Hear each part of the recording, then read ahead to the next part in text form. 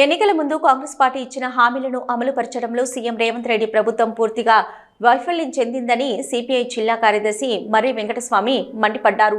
నగరంలోని బద్దం ఎల్లారెడ్డి భవనంలో ఆయన మీడియా సమావేశంలో మాట్లాడుతూ రైతుల రుణమాఫీ విషయంలో నిర్దిష్ట ప్రణాళికను అమలు చేయలేకపోయిందన్నారు.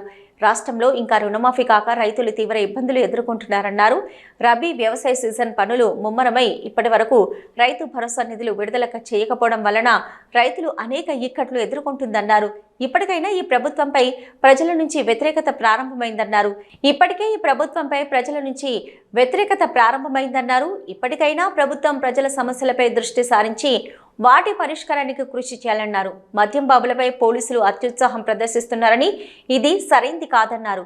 ఏదో పొద్దంతా కష్టపడి పనిచేసిన వారు సేద తీర్చుకునేందుకు మందు సేవిస్తే వారిని పోలీసులు పట్టుకొని జరిమానాలు విధించడం సరైంది కాదన్నారు.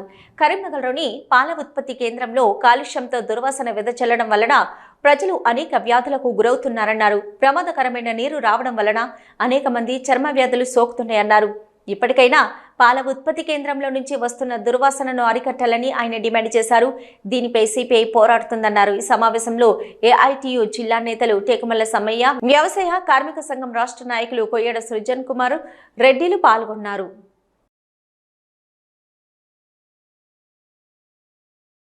రాష్ట్ర ఆదాయాన్ని ప్రజలను తాగేవాడే కట్టే తాళ్ల పన్నున్నట్టుగా విచ్చలవిడిగా పన్నులు వసూలు చేస్తున్నారు. బార్ల పక్కనే పోలీసులు ఉంటారు.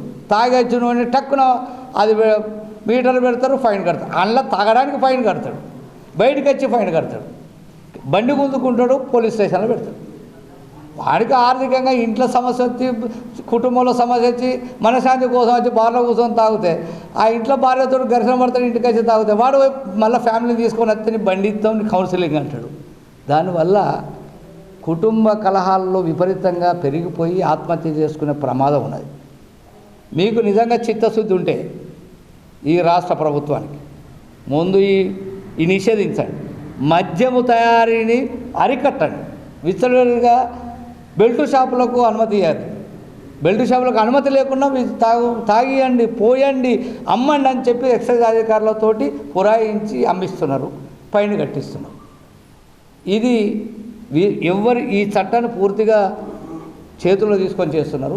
మరో అడుగు ముందుకేసి పోలీస్ అధికారులే ఫస్ట్ టైం దొరికితే 10,000 ఫైన్ వేస్తాం.